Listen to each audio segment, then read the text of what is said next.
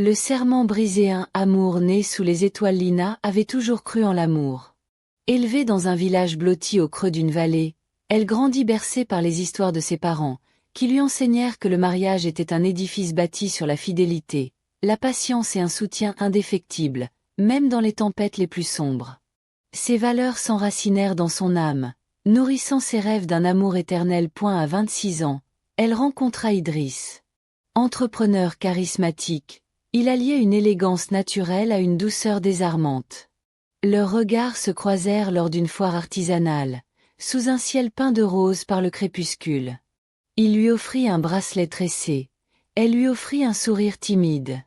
Leur histoire d'amour s'épanouit rapidement, et 1 an plus tard, ils se marièrent dans une clairière ornée de lanternes, entourés de leurs proches et d'un parfum de jasmin. Les premières années furent un enchantement. Idriss couvrait Lina d'attention, des escapades à Venise, des poèmes glissés sous son oreiller, des soirées à danser sous la lune. « Tu es mon tout », murmurait-il, et Lina, le cœur gonflé, se sentait invincible. Leur maison, une villa aux murs blancs, résonnait de rires et de promesses. Elle croyait que cet amour durerait toujours. L'ombre de la maladie, mais le destin, cruel sculpteur, façonne des failles dans les bonheurs les plus purs. Un automne, Lina ressentit une fatigue inhabituelle. Ses pas, autrefois légers, devinrent pesants, comme si une main invisible la tirait vers le sol. Elle chassa l'idée, pensant que les longues heures passées à organiser des galas pour Idriss en étaient la cause. Pourtant, la faiblesse s'amplifia. Certains matins, elle peinait à ouvrir les yeux, son corps perclus de douleurs sourdes. Son appétit s'évanouit, et ses joues, autrefois roses, prirent une teinte cireuse. Idriss, inquiet, l'emmena dans une clinique de la ville. Après des semaines d'examen, les médecins livrèrent un diagnostic implacable. Lina souffrait d'une maladie rare, une dégénérescence progressive qui rongeait ses muscles et son énergie. Les traitements peuvent ralentir la progression, expliqua le spécialiste, mais il n'existe pas de remède. La maladie est imprévisible. Dans la salle d'attente, Lina sentit un froid l'envahir. Idriss lui prit la main, mais son silence était lourd. Elle voulut croire que leur amour surmonterait cette épreuve, comme ses parents le lui avaient promis. « On va se battre ensemble, n'est-ce pas ?» demanda-t-elle, la voix tremblante. Idriss hocha la tête, mais ses yeux évitèrent les siens. Et la fissure. Les mois suivants redessinèrent leur vie. Les traitements étaient une torture, des injections quotidiennes, des perfusions qui la laissaient vider, des nausées qui la clouaient au lit. Lina, autrefois rayonnante, devint une silhouette fragile, ses cheveux châtains ternis, ses yeux voilés par la douleur.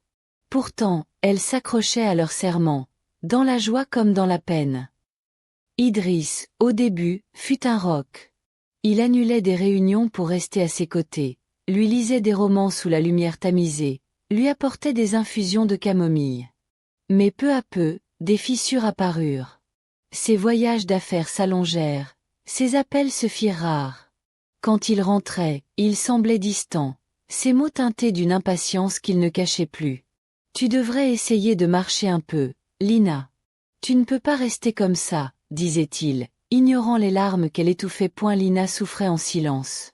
Elle voyait l'homme qu'elle aimait s'éloigner, mais elle refusait de l'admettre. Ses parents lui avaient appris que l'amour demandait du temps, alors elle attendait, espérant que l'Idriss des premiers jours reviendrait. Elle se raccrochait aux souvenirs, leur rire à Florence, leur danse sous les étoiles, leurs promesses murmurées. La trahison un soir d'hiver, alors que la neige tapissait le monde d'un silence ouaté, Lina trouva un indice qui brisa ses illusions. Sur la table du salon, Idriss avait laissé son carnet de notes. Une page, cornée, portait une écriture féminine. « À demain, mon cœur, Sophia. » Le cœur de Lina s'arrêta.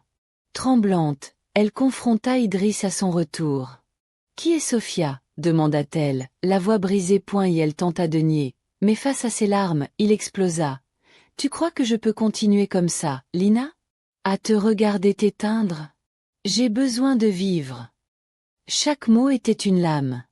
Lina comprit alors que l'amour, même le plus sincère, pouvait plier sous le poids de la réalité. Idriss partit cette nuit-là, laissant derrière lui un vide glacial. Seule, Lina s'effondra. La maladie, comme libéré par son chagrin, s'aggrava. Les douleurs devinrent insoutenables, et ses forces s'amenuisèrent. Les factures médicales engloutirent leurs économies, l'obligeant à vendre la villa. Elle retourna dans son village, accueillie par ses parents, dont les regards brisés reflétaient son propre désespoir. Et la dernière lumière allongée dans une chambre d'hôpital. Lina fixait le plafond, son souffle faible. La maladie avait triomphé, et les médecins parlaient désormais de « jours » plutôt que de « mois ». Ses parents, vieillis par le chagrin, ne quittaient pas son chevet, leurs mains serrant les siennes comme pour la retenir. Lina pensa à Idriss. Elle apprit par une connaissance qu'il vivait à Paris avec une autre femme, loin du passé qu'ils avaient bâti. Elle ne ressentait plus de colère, seulement une tristesse douce. La vie lui avait enseigné que l'amour, aussi éclatant soit-il, n'était pas toujours assez fort pour défier le destin. Dans un ultime effort, elle murmura à sa mère, « J'ai aimé de tout mon cœur. Ça valait la peine. » Ses yeux se fermèrent, et un sourire fragile éclaira son visage. Dehors, la neige tombait, enveloppant le monde d'un linceul blanc, comme pour honorer une âme qui avait cru en l'amour jusqu'à son dernier souffle. Épilogue. Une étoile dans la vallée. Dans le village, l'histoire de Lina devint une légende. Les enfants, assis près du feu, écoutaient les anciens raconter comment elle avait aimé sans retenue, malgré la douleur. Ses parents firent graver sur sa tombe, « Son amour a brillé plus fort que les étoiles ». Idriss, apprenant sa mort des années plus tard, s'effondra dans une chambre d'hôtel anonyme. Il comprit, trop tard, que l'amour véritable ne fuit pas la souffrance, mais la porte avec courage. Il vécut le reste de sa vie hanté par le souvenir de Lina, une lumière qu'il avait laissé s'éteindre. Sous les cieux étoilés de la vallée, le nom de Lina perdura, un rappel que l'amour, même brisé, laisse une trace éternelle. Et chaque nuit, une étoile semblait briller plus fort, comme pour veiller sur son âme. Les cendres d'un serment, la suite. Un écho dans la vallée. La mort de Lina laissa un vide dans le village, comme si une étoile s'était éteinte dans le ciel de la vallée. Les saisons passaient, mais son histoire persistait, murmurée dans les foyers, gravée dans les mémoires. Les enfants, fascinés, demandaient à entendre encore et encore le récit de la jeune femme qui avait aimé si fort, malgré la cruauté du destin. Sa tombe, ornée d'une simple plaque, « Son amour a brillé plus fort que les étoiles », devint un lieu de recueillement, où les amoureux du village venaient déposer des fleurs, espérant que leur propre amour serait aussi pur, même s'il n'échappait pas à la douleur. Les parents de Lina, Jeanne et Marcel, portaient leur chagrin comme une seconde peau. Leur maison, autrefois pleine de rires, était désormais silencieuse, hantée par les souvenirs de leur fille. Jeanne passait des heures à tricoter des châles, comme ceux que Lina aimait porter, tandis que Marcel cultivait un jardin de roses blanches, celles qu'elle cueillait enfant. Ils ne parlaient jamais de leur douleur, mais leur regard, lourd de larmes retenues, disait tout. Pourtant, ils trouvaient un semblant de réconfort en partageant l'histoire de Lina, espérant qu'elle inspirerait d'autres à aimer sans peur. Loin de la vallée. À Paris, Idriss vivait une vie qui semblait, en surface, éclatante. Sa nouvelle compagne, Sophia, était une femme vive, aux rires faciles et aux ambitions partagées. Il fréquentait des galas, voyageait dans des villes scintillantes, et bâtissait une carrière qui faisait l'envie de leur père. Mais sous cette façade, Idriss était un homme brisé. Chaque nuit, il revoyait le visage de Lina, son sourire timide lors de leur rencontre, ses yeux voilés par la maladie, sa voix tremblante lorsqu'elle l'avait confronté. « Qui est Sophia ?» Ces mots résonnaient comme une malédiction. Le poids du regret des années après la mort de Lina. Idriss reçut une lettre. Elle venait du village, écrite de la main tremblante de Jeanne. « Nous ne vous écrivons pas par colère, » commençait-elle. « Nous voulons seulement que vous sachiez qui était notre fille, jusqu'à la fin. » La lettre racontait les derniers jours de Lina, sa force face à la douleur, son sourire malgré la trahison, ses mots finals sur l'amour. À la fin, Jeanne avait glissé une photo de la tombe de Lina, entourée de roses blanches. Idriss lut la lettre dans sa chambre d'hôtel à Lisbonne, où il séjournait pour affaires. Chaque mot était une aiguille dans son cœur. Il s'effondra, les larmes coulant pour la première fois depuis des années. Sophia, entrée sans bruit, le trouva ainsi, la lettre froissée dans ses mains. « Qui est Lina ?» demanda-t-elle, une pointe de jalousie dans la voix. Idriss ne répondit pas. Pour la première fois, il vit Sophia non comme une compagne, mais comme une ombre pâle de celle qu'il avait perdue. Cette nuit-là, Idriss rêva de Lina. Elle se tenait dans la clairière de leur mariage, ses cheveux châtains dansant dans le vent, son sourire aussi lumineux qu'autrefois. « Pourquoi es-tu parti ?» demandait-elle, non avec colère, mais avec une tristesse infinie. Il se réveilla en sursaut, le cœur battant, et comprit qu'il ne pourrait jamais fuir son passé. Point le retour poussé par un besoin qu'il ne pouvait nommer, Idriss décida de retourner dans la vallée. Il quitta Paris sans un mot à Sophia, qui, blessée par son silence, choisit de ne pas le suivre. Le voyage jusqu'au village fut un pèlerinage douloureux. Chaque kilomètre le rapprochait de Lina, de leur amour, et de la faute qu'il ne pouvait effacer. Lorsqu'il arriva, le village lui sembla à la fois familier et étranger. Les champs dorés étaient les mêmes, mais il portait désormais le poids de son absence. Et elle se rendit d'abord à la tombe de Lina. Les roses blanches, entretenues par Marcel, embaumaient l'air. Idriss s'agenouilla, les mains tremblantes, et murmura « Pardon ». Les mots semblaient dérisoires face à l'immensité de sa perte, mais ils étaient tout ce qu'il avait. Il resta là des heures, pleurant l'amour qu'il avait trahi, la femme qu'il avait abandonnée. Puis, il chercha Jeanne et Marcel. Les trouver fut facile. Leur maison, avec son jardin de roses, était un repère dans le village. Lorsqu'il frappa à leur porte, Jeanne ouvrit, ses yeux s'écarquillant de surprise, puis s'adoucissant d'une tristesse résignée. « Entrez », dit-elle simplement. Assis dans leur salon, Idriss tenta d'expliquer son retour. « Je ne mérite pas votre pardon », commença-t-il, la voix brisée. « Mais je devais venir. Lina, elle était tout pour moi, et je l'ai laissée tomber. » Marcel, silencieux, fixait le sol. Jeanne, après un long silence, répondit « Lina vous aimait, Idriss. Même à la fin, elle ne vous haïssait pas. Mais l'amour, ce n'est pas seulement des mots. C'est resté, même quand c'est dur. » Ces paroles le frappèrent comme un coup. Il comprit que son regret, aussi sincère soit-il, ne pourrait jamais réparer le passé. Pourtant, Jeanne et Marcel, dans leur douleur, lui offrirent une forme de grâce. Ils partagèrent des souvenirs de Lina, ses blagues d'enfant, sa passion pour les étoiles, sa force face à la maladie. Idriss écouta, avide de chaque fragment d'elle, comme si cela pouvait combler le vide qu'il portait. Une lueur dans la douleur avant de partir, Idriss demanda une faveur. « Je veux faire quelque chose pour honorer Lina, » dit-il. Jeanne et Marcel, après réflexion, acceptèrent. Avec leur bénédiction, Idriss finança la création d'un petit observatoire dans le village, dédié à Lina. Il était modeste, avec un télescope pointé vers les étoiles qu'elle aimait tant, et une plaque portant son nom. Les villageois, d'abord méfiants, adoptèrent ce lieu comme un sanctuaire, où les amoureux venaient contempler le ciel et se promettre fidélité. Mais cet acte, aussi généreux soit-il, ne guérit pas Idriss. Il retourna à Paris, où Sophia l'avait quitté, lassée de ses silences. Sa carrière, autrefois brillante, s'effrita, car il n'avait plus le cœur à feindre l'ambition. Il vécut seul, collectionnant des souvenirs de Lina, un bracelet tressé qu'il retrouva dans une vieille boîte, un poème qu'elle avait écrit pour lui. Chaque nuit, il regardait les étoiles, espérant qu'elle le voyait, qu'elle savait qu'il regrettait. Et la légende grandit dans la vallée, l'observatoire devint un symbole. Les jeunes couples y gravaient leurs initiales, promettant de s'aimer, comme Lina. Les parents de Lina, bien que marqués par la perte, trouvèrent du réconfort en voyant l'héritage de leur fille vivre. Jeanne commença à enseigner aux enfants du village l'astronomie, leur montrant les constellations que Lina nommait.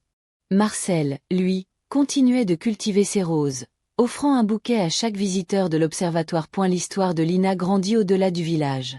Des poètes en firent des chansons, des artistes peignirent son portrait imaginaire, une femme aux yeux tristes mais lumineux, tenant une étoile. Elle devint un symbole de l'amour qui endure, même dans la tragédie. Et chaque année, lors de la nuit la plus étoilée, le village se réunissait à l'observatoire pour honorer Lina, allumant des lanternes qui s'élevaient comme des prières vers le ciel. Épilogue. Une étoile éternelle. Idriss vécut le reste de sa vie dans l'ombre de son regret. Vieilli, il retourna une dernière fois dans la vallée, désormais trop faible pour voyager loin. Il s'assit près de l'observatoire, sous un ciel scintillant, et murmura « Je t'aime, Lina ». Il s'éteignit cette nuit-là, seul, mais avec un étrange apaisement, comme si Lina, quelque part parmi les étoiles, lui avait pardonné. Dans la vallée, la légende de Lina et Idriss perdura. Les amoureux, en regardant le ciel, se promettaient de ne jamais fuir, même face à la douleur. Et chaque nuit, une étoile brillait plus fort, comme un rappel que l'amour, même brisé, laisse une lumière indélébile, une flamme qui brûle au-delà de la mort. Point les cendres d'un serment. La flamme éternelle. Une vallée en deuil. La mort d'Idriss, survenue sous le ciel étoilé près de l'observatoire dédié à Lina, passa presque inaperçue dans la vallée. Les villageois, informés par un passant qui avait trouvé son corps, furent partagés entre indifférence et pitié.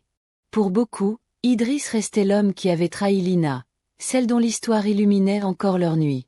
Pourtant, la nouvelle toucha profondément Jeanne et Marcel, les parents de Lina. Malgré leur douleur passée, ils voyaient en sa mort un cercle qui se fermait, une âme enfin libérée de son fardeau. Jeanne, désormais frêle mais toujours animée par l'amour de sa fille, insista pour que le corps d'Idriss soit ramené au village. Il a aimé Lina, à sa manière, murmura-t-elle à Marcel, dont les yeux s'embuèrent. Ils organisèrent une cérémonie discrète, loin des regards curieux, et inhumèrent Idriss dans un coin reculé du cimetière, à l'ombre d'un chêne. Sur sa tombe, ils firent graver « Il a aimé, il a failli, il a regretté ». Ce fut leur façon de clore une histoire qui avait brisé leur fille, tout en offrant une forme de pardon. Dans la vallée, l'observatoire de Lina devint plus qu'un symbole. Il était désormais un lieu de pèlerinage, attirant des visiteurs des villages voisins, des poètes, et même des âmes perdues cherchant du sens. Chaque année, lors de la nuit des lanternes, les villageois se réunissaient pour honorer Lina, leur lumière flottant vers le ciel comme des étoiles filantes.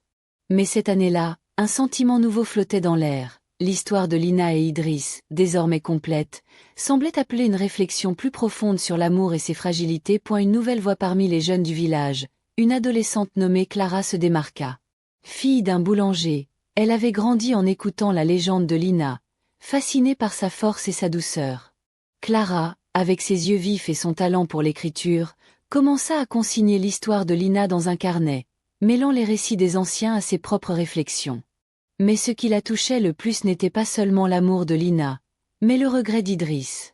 Il a fait une erreur, écrivait-elle, mais il a porté cette erreur jusqu'à sa mort. Ça aussi, c'est une forme d'amour. Clara, à 16 ans, décida de transformer son carnet en une pièce de théâtre. Elle voulait raconter l'histoire de Lina et Idriss non comme une simple tragédie, mais comme un miroir tendu au vivant. L'amour est un choix, fragile et exigeant. Avec l'aide de Jeanne, qui partageait des anecdotes sur Lina, et de Marcel, qui construisit une scène en bois près de l'observatoire, Clara monta son projet. Les villageois, d'abord sceptiques, furent touchés par sa passion et se joignirent à elle, certains jouant des rôles, d'autres cousant des costumes. Et la pièce, intitulée La flamme de Lina, fut jouée lors de la nuit des lanternes, sous un ciel constellé. Clara y incarnait Lina, tandis qu'un jeune garçon, Émile, jouait Idriss. La mise en scène était simple. Des lanternes suspendues, un décor de roses blanches, et une musique douce jouée par un violoniste local. Mais l'émotion était palpable. Lorsque Clara, dans le rôle de Lina, murmura ces derniers mots. « J'ai aimé de tout mon cœur. » Ça valait la peine, des larmes coulèrent dans l'assemblée. Et quand Émile, jouant Idriss, s'agenouilla près de la tombe imaginaire, implorant pardon, même les cœurs les plus durs s'adoucirent. Une ombre du passé. La pièce de Clara attira l'attention au-delà de la vallée. Un journal régional en parla, et bientôt, des curieux vinrent assister aux représentations suivantes. Parmi eux se trouvait Sophia, l'ancienne compagne d'Idriss. Elle vivait désormais à Lyon, mariée à un avocat, mère d'un jeune enfant. La nouvelle de la mort d'Idriss l'avait secouée, réveillant des souvenirs qu'elle avait tenté d'enterrer. Poussée par une curiosité mêlée de culpabilité, elle se rendit dans la vallée, incognito, pour voir la pièce. Assise au fond de l'assemblée, Sophia regarda la flamme de Lina avec un mélange de fascination et de douleur. Elle reconnut Idriss dans le personnage tourmenté, mais elle se vit aussi dans les ombres de l'histoire, la femme qui avait pris sa place, sans jamais comprendre la profondeur de ce qu'il avait perdu. Lorsque la pièce s'acheva, Sophia resta figée, les joues humides. Elle comprit qu'elle avait été un chapitre fugace dans la vie d'Idriss, un refuge temporaire face à son propre désespoir. Mais elle comprit aussi que l'amour de Lina, même brisé, avait laissé une marque plus durable que tout ce qu'elle avait offert. Après la représentation, Sophia s'approcha de Jeanne, qui rangeait des lanternes. « J'étais avec Idriss, après. » commença-t-elle, la voix hésitante. Jeanne la regarda, sans colère, seulement avec une tristesse lasse. Lina n'a jamais cessé de l'aimer, dit-elle. Mais l'amour, c'est aussi savoir rester. Sophia hocha la tête, incapable de répondre. Avant de partir, elle laissa une donation anonyme pour l'observatoire. Un geste discret pour apaiser sa conscience. Telle la lumière se répand. La pièce de Clara devint une tradition dans la vallée, jouée chaque année lors de la nuit des lanternes. Elle inspira d'autres villages à créer leurs propres hommages à des âmes perdues, transformant la tragédie en un message d'espoir. L'amour, même imparfait, peut semer des graines de beauté. Clara, devenue une jeune femme, partit étudier la littérature dans une grande ville, mais elle revenait chaque été pour diriger la pièce. Fidèle à l'héritage de Lina. Jeanne et Marcel, vieillissants, trouvèrent une forme de paix dans cette renaissance. Leur maison, jadis silencieuse, s'emplit à nouveau de vie lorsque Clara et les enfants du village venaient leur rendre visite. Jeanne enseignait toujours l'astronomie, nommant les étoiles comme Lina le faisait. Marcel, malgré ses mains arthritiques, continuait de planter des roses, chaque fleur un hommage à sa fille. Il savait que leur temps était compté, mais il partait avec la certitude que Lina vivait à travers la vallée. L'observatoire, désormais connu bien au-delà des collines, attira des amoureux, des poètes et des âmes brisées. Certains y trouvaient du courage, d'autres du réconfort. Une vieille femme, venue d'un village lointain, raconta qu'elle avait pardonné à son mari infidèle après avoir vu la pièce. Un jeune homme, sur le point de quitter sa fiancée malade, choisit de rester, inspiré par le regret d'Idriss. L'histoire de Lina et Idriss, portée par la voix de Clara, devint une boussole pour ceux qui naviguaient dans les eaux troubles de l'amour. Épilogue. Une constellation des décennies plus tard, la vallée avait changé. Les champs dorés cédaient la place à des maisons modernes, et l'observatoire, restauré, brillait comme un phare. Mais l'histoire de Lina restait intacte, gravée dans les mémoires, inscrite dans les étoiles. Clara, désormais âgée, revenait chaque année pour la nuit des lanternes, ses cheveux gris noués en chignon, son carnet toujours à la main. Elle avait écrit des livres, enseigné, aimé, mais la flamme de Lina restait son œuvre la plus chère. Une nuit, alors qu'elle guidait un groupe d'enfants vers le télescope, Clara pointa une constellation qu'elle avait nommée Lina. Elle brille pour nous rappeler que l'amour, même s'il s'éteint, laisse une lumière, dit-elle. Les enfants, émerveillés, levèrent les yeux, et l'un d'eux demanda: Et Idriss? Il a une étoile? Clara sourit, une larme glissant sur sa joue. Oui, murmura-t-elle. Une étoile plus pâle, mais elle brille près de la sienne, pour toujours. Dans le ciel, les étoiles scintillaient, comme si Lina et Idriss, enfin réunis, veillaient sur la vallée. Leur amour, brisé mais éternel, continuait d'illuminer les cœurs, un rappel que même les cendres d'un serment peuvent rallumer une flamme. Les cendres d'un serment, l'éclat des étoiles, une lumière qui perdure. La vallée, désormais touchée par la modernité, portait toujours l'âme de Lina comme un trésor intemporel. L'observatoire, avec son télescope pointé vers la constellation Lina, était devenu un lieu sacré, un phare pour les âmes en quête de sens. La pièce de Clara, la flamme de Lina, jouée chaque année lors de la nuit des lanternes, continuait d'émouvoir les cœurs, tissant un fil entre le passé et l'avenir.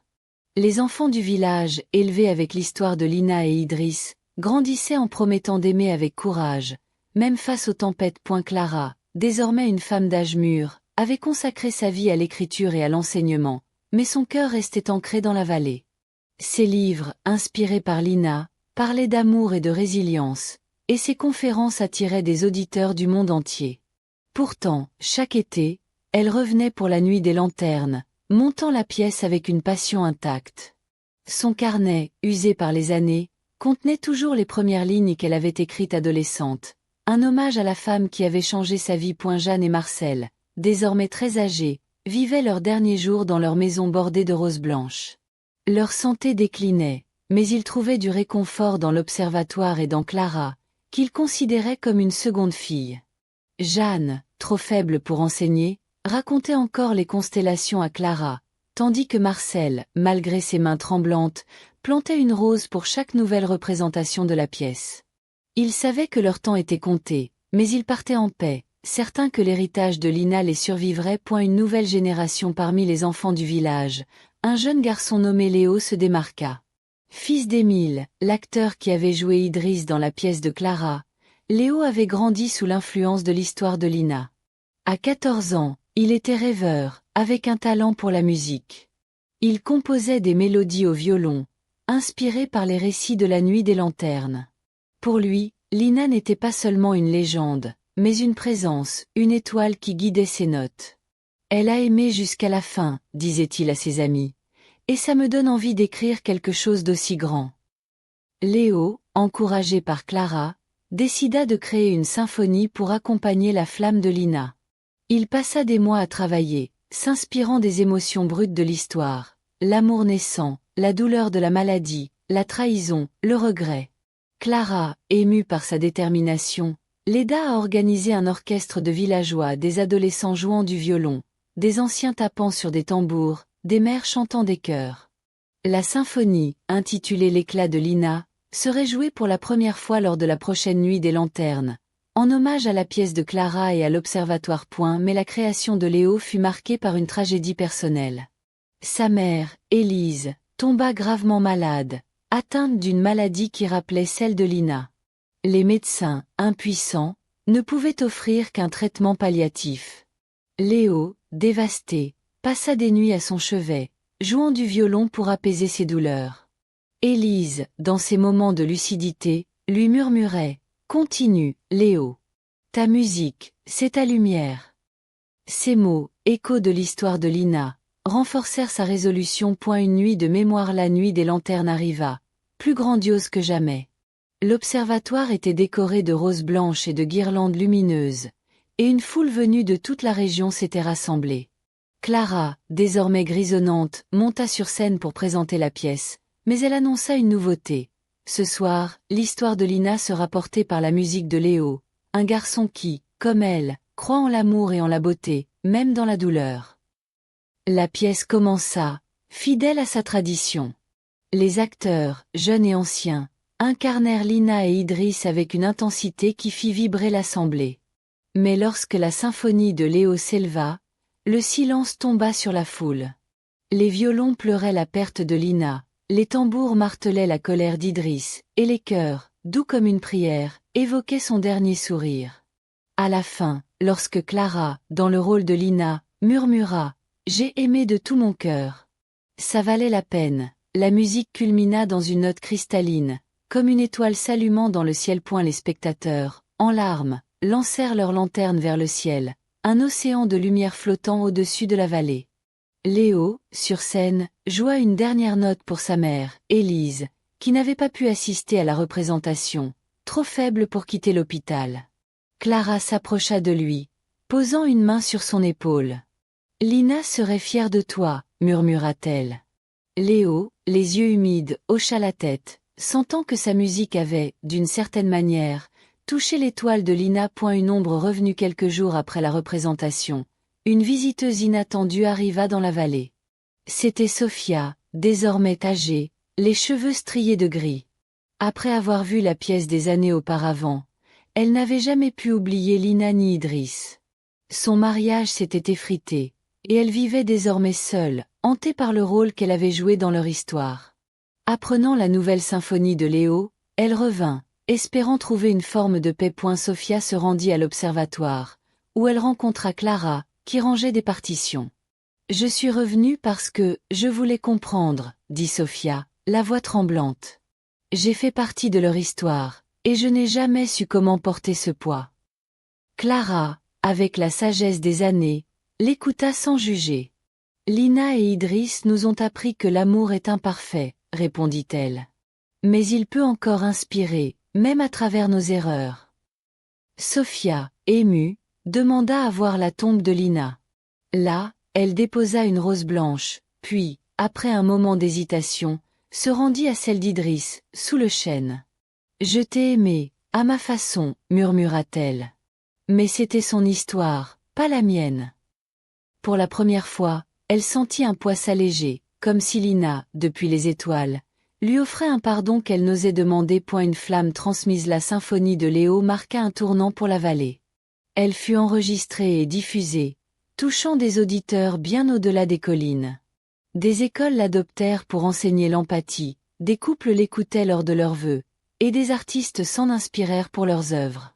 Léo, devenu un compositeur reconnu, dédia chaque note à sa mère, Élise, qui s'éteignit peu après la nuit des lanternes, et à Lina, dont l'histoire l'avait guidée. Clara, dans ces dernières années, écrivit un ultime livre, Les étoiles de Lina, un recueil de lettres imaginaires entre Lina et Idriss, où ils se pardonnaient mutuellement. Le livre devint un classique, lu par ceux qui cherchaient à comprendre l'amour dans ses contradictions. Avant de mourir, Clara demanda à être inhumée près de l'observatoire, avec une simple inscription. Elle a porté la flamme de Lina. Jeanne et Marcel s'éteignirent paisiblement, main dans la main, entourés de roses blanches. Leur maison fut transformée en musée, où les visiteurs pouvaient lire le carnet de Clara et écouter la symphonie de Léo. L'observatoire, entretenu par les villageois, continua de briller, un lieu où l'amour et la perte se rencontraient dans une danse éternelle. Épilogue. Une lumière infinie des siècles plus tard, la vallée n'était plus qu'un souvenir, absorbé par une ville moderne. Mais l'observatoire, préservé comme un monument, restait debout, son télescope toujours pointé vers la constellation Lina. Les historiens racontaient l'histoire d'une femme qui avait aimé sans retenue, d'un homme qui avait regretté, et d'une vallée qui avait transformé leur tragédie en lumière. Chaque année, des amoureux du monde entier visitaient le site, allumant des lanternes numériques qui s'élevaient dans un ciel virtuel. L'histoire de Lina et Idriss, portée par la pièce de Clara et la musique de Léo, vivait dans les cœurs, un rappel que l'amour, même brisé, peut illuminer l'infini. Et dans le cosmos, deux étoiles, l'une éclatante, l'autre pâle, semblaient danser ensemble, leurs lumières entrelacées, comme un serment qui, malgré tout, n'avait jamais cessé de brûler. Les cendres d'un serment. La voix des étoiles, un monde transformé des siècles avait passé, et la vallée n'était plus qu'un écho dans les archives d'une métropole futuriste. Les champs dorés avaient cédé la place à des tours de verre, et le murmure du vent avait été remplacé par le bourdonnement des drones. Pourtant, au cœur de cette ville, l'observatoire de Lina restait intact, un monument préservé comme un joyau. Son télescope, modernisé mais fidèle à sa forme originelle, pointait toujours vers la constellation Lina, une formation d'étoiles que les astronomes du monde entier étudiaient avec révérence. Les lanternes numériques, projetées dans un ciel artificiel, perpétuaient la tradition de la nuit des lanternes, attirant des visiteurs de toutes les galaxies. L'histoire de Lina et Idriss, portée par la pièce de Clara, la symphonie de Léo, et le livre Les étoiles de Lina, était devenue une légende universelle. Les écoles enseignaient leur tragédie comme une leçon sur l'amour et ses fragilités, et les artistes, des poètes aux holographes, s'en inspiraient pour créer des œuvres qui traversaient les cultures. La tombe de Lina, désormais un site protégé, était ornée de roses blanches virtuelles, tandis que celle d'Idriss, sous son chêne, recevait des hommages discrets de ceux qui comprenaient son regret. Dans ce monde futuriste, où la technologie avait redéfini l'existence, l'observatoire restait un lieu d'âme. Les amoureux y échangeaient des vœux, les solitaires y cherchaient du sens, et les enfants, équipés de lunettes immersives, découvraient l'histoire de Lina comme une aventure vivante. Mais au-delà des hologrammes et des écrans, une question persistait. L'amour, tel que Lina l'avait vécu, pouvait-il encore exister dans un monde où tout semblait éphémère? Une nouvelle gardienne dans cette métropole, une jeune femme nommée Aria émergea comme la nouvelle voix de l'héritage de Lina. Descendante lointaine de Clara, Aria était une historienne et musicienne, fascinée par les archives de la vallée. À 25 ans, elle dirigeait le musée de l'Observatoire, un espace où les visiteurs pouvaient écouter la symphonie de Léo, lire les lettres de Clara, et visionner des reconstitutions de la pièce La flamme de Lina. Aria, avec ses cheveux noirs et ses yeux pensifs, avait grandi en écoutant les récits de ses ancêtres, et elle sentait une connexion profonde avec Lina, comme si leurs âmes partageaient un même fil. Aria avait une mission, faire vivre l'histoire de Lina dans un monde où la mémoire s'effaçait vite. Elle composait des musiques immersives, mêlant les notes de Léo à des sons cosmiques, et organisait des nuits des lanternes virtuelles qui attiraient des millions de spectateurs en ligne. Mais son travail n'était pas sans défi. La métropole, obsédée par le progrès, voyait l'observatoire comme une relique, et des promoteurs cherchaient à le remplacer par un centre commercial. Aria, déterminée, luttait pour protéger ce sanctuaire, convaincue que l'histoire de Lina avait encore quelque chose à enseigner. Un jour, Aria découvrit un artefact dans les archives. Un enregistrement holographique inédit, datant de l'époque de Clara. C'était une interview de Jeanne, peu avant sa mort, où elle parlait de Lina avec une tendresse déchirante. « Ma fille croyait que l'amour valait toutes les douleurs, disait Jeanne, les yeux brillants. Si vous aimez, ne fuyez pas. Restez. Ces mots frappèrent Arya, qui décida de les intégrer dans une nouvelle expérience immersive pour la prochaine nuit des lanternes. Une épreuve moderne, mais la vie d'Arya fut bouleversée par une tragédie personnelle. Son compagnon, Nolan, un ingénieur en intelligence artificielle, fut diagnostiqué avec une maladie dégénérative rare, un écho cruel de celle de Lina. La médecine futuriste pouvait prolonger sa vie, mais pas le guérir. Nolan, autrefois plein d'énergie, devint dépendant de machines pour marcher, et son esprit, jadis vif, s'embrouillait par moments. Arya, déchirée, se retrouva face à un choix familier, rester auprès de lui, au risque de perdre sa propre lumière, ou s'éloigner pour préserver son avenir. Les nuits à l'observatoire devinrent le refuge d'Arya. Elle relisait les lettres de Clara, écoutait la symphonie de Léo, et regardait la constellation Lina, cherchant des réponses. L'histoire de Lina et Idriss la hantait. Elle admirait la force de Lina, mais comprenait aussi la faiblesse d'Idriss. « Je ne veux pas être comme lui », murmurait-elle à Nolan, lui tenant la main dans leur appartement stérile. Nolan, dans un rare moment de clarté, répondit « Alors sois comme elle. Aime, même si ça fait mal. » Inspirée, Arya décida de dédier la prochaine nuit des lanternes à Nolan. Elle travailla sans relâche pour créer une expérience unique, une reconstitution holographique de la vallée, où les visiteurs pourraient marcher aux côtés de Lina, entendre sa voix à travers les mots de Jeanne, et ressentir son amour à travers la musique d'Arya.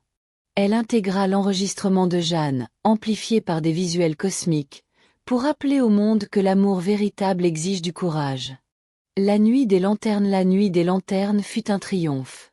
Des millions de spectateurs, connectés depuis leur domicile ou présents à l'observatoire, plongèrent dans la reconstitution d'Arya.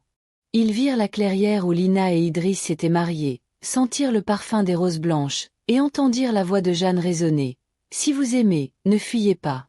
Restez. » La symphonie d'Arya, mêlant les notes de Léo à des sons stellaires, enveloppa l'expérience, tandis que des lanternes numériques s'élevaient dans un ciel virtuel, formant la constellation Lina. À centre de l'observatoire, Arya se tenait aux côtés de Nolan, désormais en fauteuil roulant.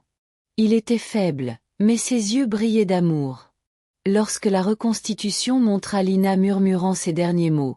« J'ai aimé de tout mon cœur. » Ça valait la peine. Nolan serra la main d'Arya. « Merci, » murmura-t-il.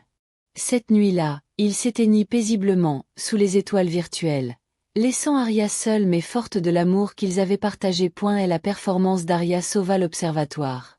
Les promoteurs, submergés par l'émotion publique, abandonnèrent leur projet, et le site fut classé patrimoine universel. Mais pour Arya, la victoire était aigre-douce. Comme Lina, elle avait aimé jusqu'à la fin, mais la perte de Nolan la marqua profondément.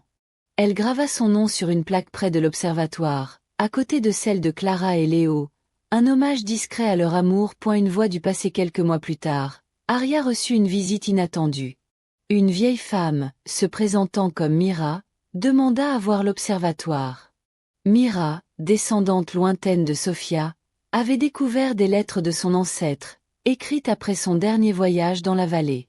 Dans ces lettres, Sophia exprimait son regret d'avoir été un chapitre fugace dans l'histoire de Lina et Idriss. « J'ai appris, trop tard, ce que signifie aimer, » écrivait-elle.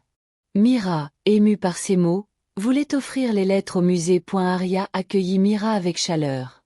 Ensemble, elles placèrent les lettres de Sophia dans une vitrine, près du carnet de Clara et de l'enregistrement de Jeanne. « Sophia a trouvé sa paix, » dit Mira. « Et moi, je trouve la mienne en sachant que son histoire fait partie de celle de Lina. » Arya hocha la tête, comprenant que chaque personnage, même ceux qui avaient failli, contribuait à la lumière de l'observatoire. Une flamme immortelle. Arya consacra le reste de sa vie à l'observatoire, devenant une figure vénérée dans la métropole.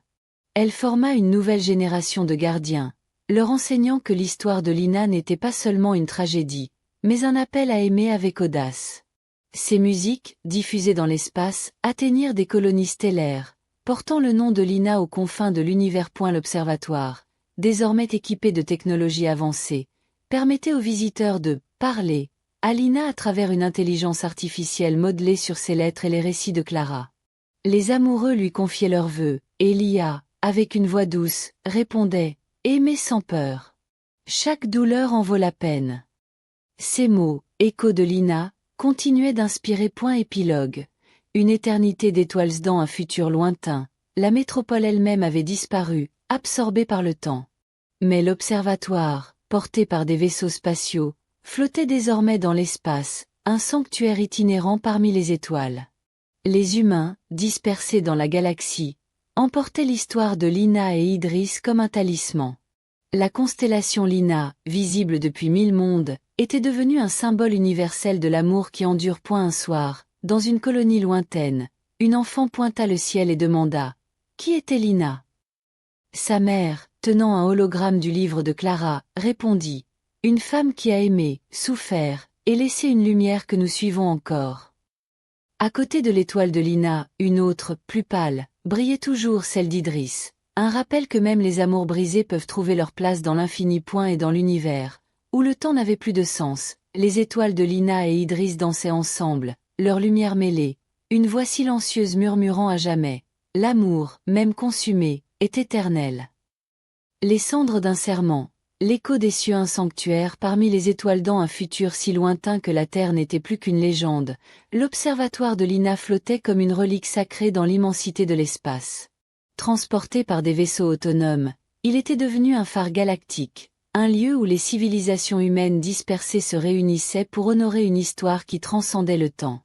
La constellation Lina, avec son éclat vibrant et l'étoile plus pâle d'Idris à ses côtés, était visible depuis des systèmes solaires innombrables, un symbole universel de l'amour qui endure, même à travers la tragédie. L'histoire de Lina et Idris, amplifiée par les écrits de Clara, la symphonie de Léo, et les expériences immersives d'Aria, avait atteint les confins de l'univers. Des colonies stellaires chantaient des hymnes inspirés de la flamme de Lina, des poètes interstellaires composaient des odes à son courage, et des enfants, nés sur des planètes de verre, apprenaient son nom comme une prière. L'observatoire, avec son télescope ancien et ses archives numériques, était un musée vivant, où une intelligence artificielle modelée sur la voix de Lina répondait aux visiteurs, « Aimer sans peur. Chaque douleur en vaut la peine. » Mais dans cet univers technologiquement avancé, où les humains pouvaient vivre des siècles et voyager entre les étoiles, l'amour restait une énigme. Les connexions étaient souvent fugaces, remplacées par des simulations virtuelles ou des compagnons artificiels. L'histoire de Lina, avec sa profondeur et sa douleur, semblait à la fois étrangère et essentielle, un rappel d'une humanité que beaucoup craignaient d'avoir perdu. Une nouvelle messagère sur une colonie orbitale nommée Aurore, une jeune femme nommée Selene devint la nouvelle gardienne de l'héritage de Lina. Descendante d'Aria, Selene était une astrophysicienne et poétesse, avec des yeux argentés et une voix qui semblait porter les échos des étoiles. À 30 ans, elle dirigeait l'observatoire, désormais un vaisseau autonome équipé de technologies permettant de projeter des hologrammes de la vallée originelle. Selene avait grandi en étudiant les archives de Clara et les musiques d'Aria, mais c'était la voix de Lina, simulée par l'IA, qui l'avait marquée. « Elle parle comme si elle était encore là », disait Selene à ses collègues. Émerveillée. Selene avait une vision.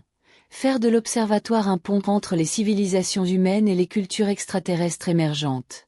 Des signaux d'une espèce intelligente, les Lumériens, avaient été détectés dans un système voisin.